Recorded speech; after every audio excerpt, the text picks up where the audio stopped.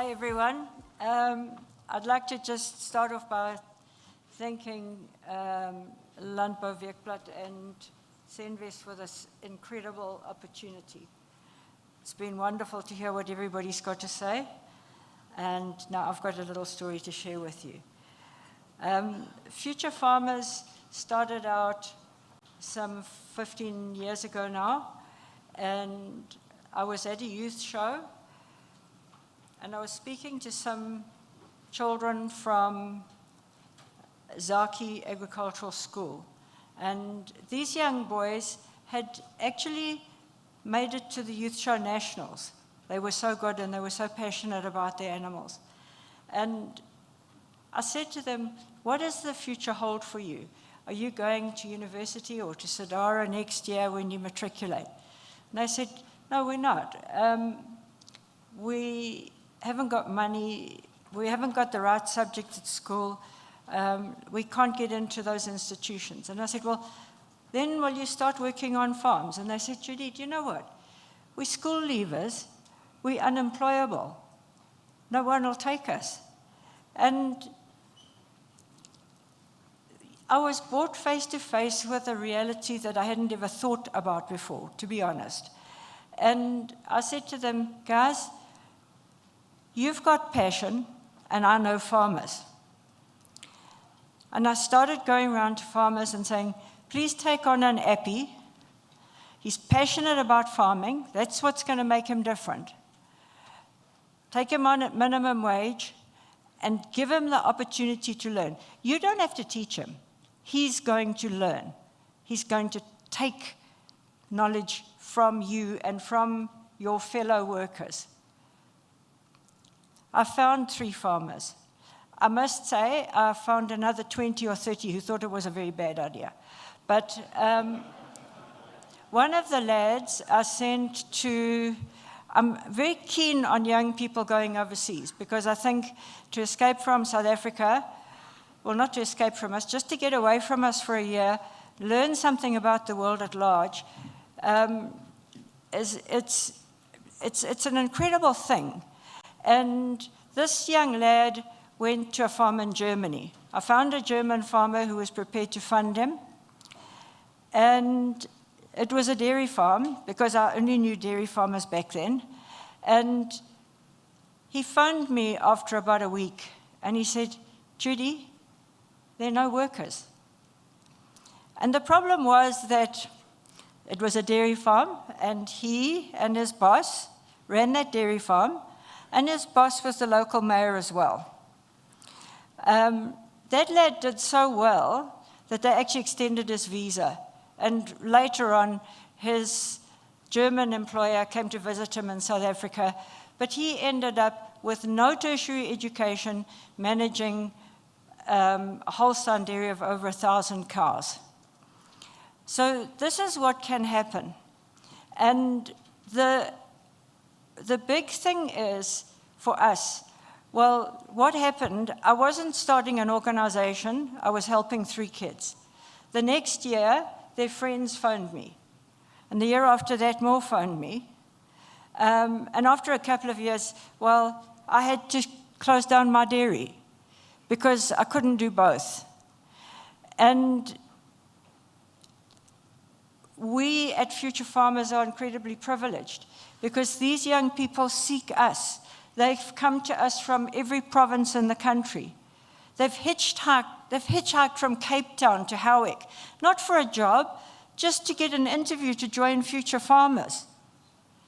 Can that person fail when you place him on a farm? So we are all about passion. Do you love farming? And I say to them, what is your dream job? What do you really want to do? Oh, no, I love agriculture. No, what do you want to do? Livestock. Yeah, but do you love chickens or pigs, or do you want to milk cows, or do you want to work with beef cows? Oh, no, I love chickens. And, my grandma did this, and, I milked my dad's cows in the morning before I went to school. These are the people that we need on our farms. It's incredible, the potential they've got. They are so smart, And there are so many of them. We've got a young lad who's done a platform for the SADF farmers. And it's a farming platform for them. And he's got no tertiary education, but he's good with technology. So it starts with an apprenticeship on the farm. And to the farmers, I have to thank you, because you are key to our success. You are our partners. You are half of future farmers. You give these young people an opportunity to come and work on your farms and to learn. We support them with mentorship. So many of our mentors, by the way, are older future farmers who have been through the process and now have come back to us and said, we want to help.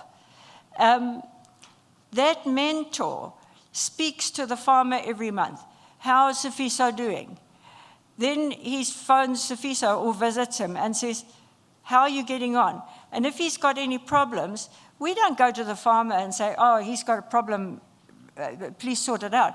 We tell Sifiso, look, this is how you need to approach and tackle this problem. We create opportunities. We don't do anything for them. So even with the overseas internships, we've got some amazing sponsors who have given us funding to send them overseas. We send them overseas. They go to a job.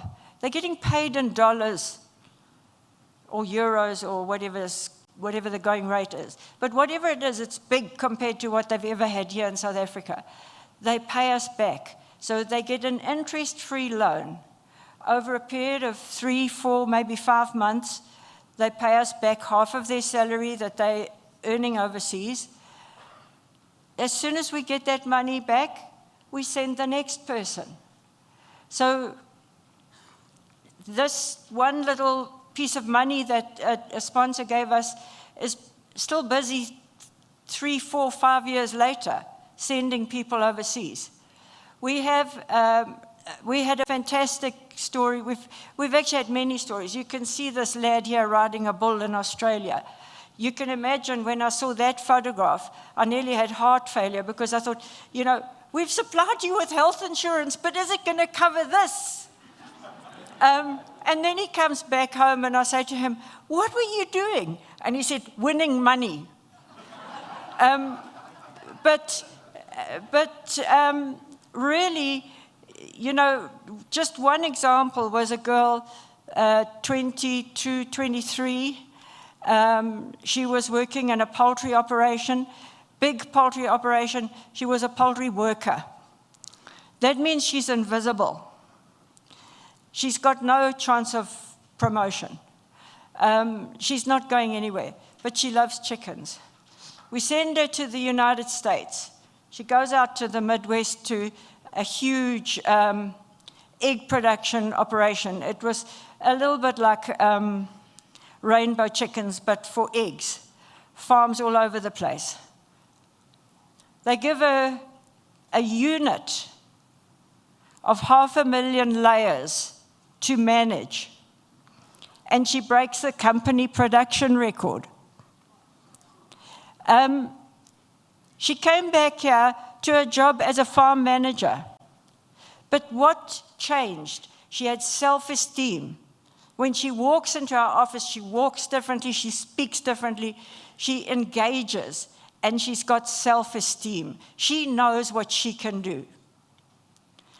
So please, people, by the way, we've got a Future Ready program as well that we support them with. It teaches them about basic life skills. What does your employer expect from you? When you start working, the least you need to know is, what do they expect? But please, we would like to work with anyone who shares our values. If we can add a little bit of value to a program that you are doing, or if you feel you can add a bit of value to what we are doing, we would like to work with you. And don't hesitate to speak to us. We want to be much bigger than we are. Thank you very much, and thanks again to to Landbou, and thank you very much for having me.